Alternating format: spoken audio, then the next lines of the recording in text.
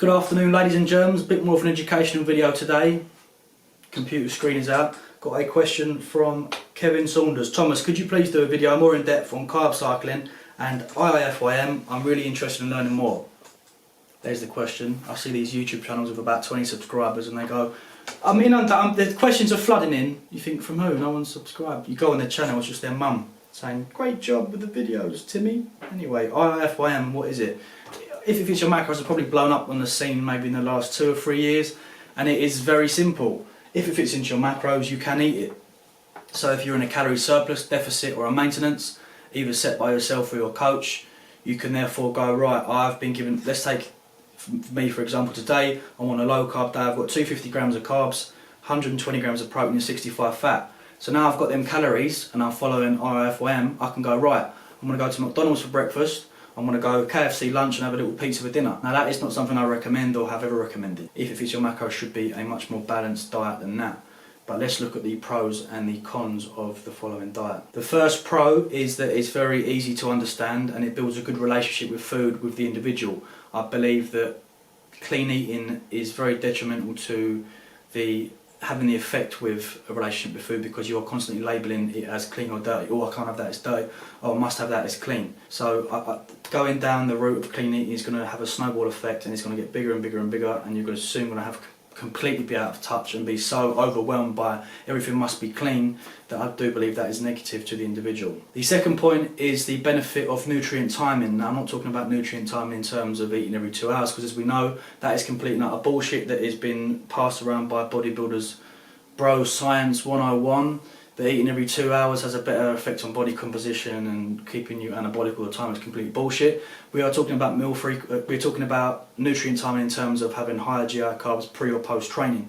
Now there is evidence that shows ingesting carbohydrates during training will offset muscle damage and also increase glycogen stores, and also having high GI carbohydrates linked with protein is going to show a better muscle protein synthesis rate after training anyway. So you are able to have the bowl of sugary cereal pre-training and maybe a donut and a whey protein shake after training, because in essence you're utilising the carbohydrates that you've been given. The third pro is that it's very good for people that binge eat. Now I'm not a fan really, I used to do it, of eating clean the majority of the week and then having a blowout on like the Saturday night, because you never just stop at that cheap meal. You seem to continue and continue and continue because you want that constant source of bad food. With IIFYM you can in fact have so-called bad meals but just spread it throughout the week. So maybe like Monday, Thursday, Sunday you could chuck in a sort of Chinese for dinner, as long as the majority of the calories throughout the day are essentially clean anyway. Now what we'll do is get onto the cons. Now the cons of IIFYM generally come down to body composition and taking into consideration the high GI and low GI carbs. So almost the cons of IIFYM are the pros but done in excess. There is research that shows with an IIFYM diet taking in too many high GI carbs compared to low GI carbs. So this study was done with individuals on a low GI carbohydrate. They decreased total fat mass and improved plasma lipid profile. So because they've taken on board a low GI diet, they have actually decreased total fat mass because they're not having these constant spikes of high GI carb. Now I'm not a huge fan of the whole high GI, low GI argument, because I believe not everyone just sits there and has a meal of high GI carbs anyway. You don't sit down and have a bowl of sweet potato mash. You usually link it with some form of vegetable and some form of protein source. Now the fibre in the vegetables, when linked with the high GI carb, will blunt that.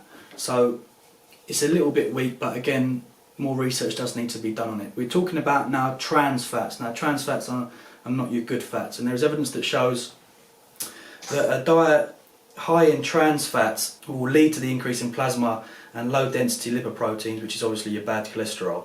Now that's not what we want at all, and that is, I've seen people take IIFYM to the extreme and they're having that constant fuel of McDonald's and these bad foods, and they're not taking into consideration the fact that these foods that they're having, like McDonald's 3 times a day, you're not having any form of micronutrients or vitamins in there anyway, or fibre for that exact reasoning, and you need to have that 3, 4, 5 a day. I don't know how many it is, research keeps changing on what is the adequate level of fruit and veg you're supposed to have a day, but I believe in my mind that people think a piece of food is clean if it's got a bit of green on the plate, and McDonald's, KFC and Burger King, apart from a little bit of lettuce inside the burger, isn't essentially clean. There's also been studies done on trans fats and abdominal fat. Regardless of if you're in a calorie surplus or even if you're in a calorie deficit and just maintaining, trans fats will lead to the increase in abdominal fat, and there will be changes in insulin sensitivity.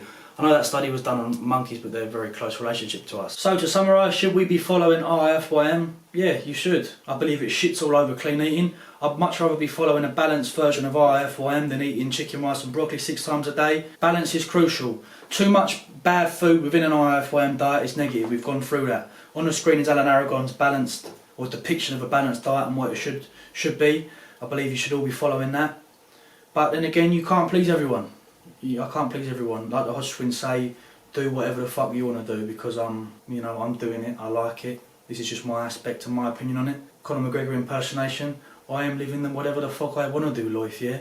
So if you don't like it, you can fuck off elsewhere, mate, because I swear to God I'm sick and tired of people saying I've got a shit diet, because it works.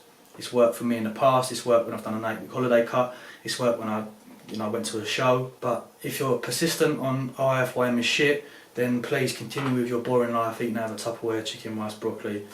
That's me out. Obama out.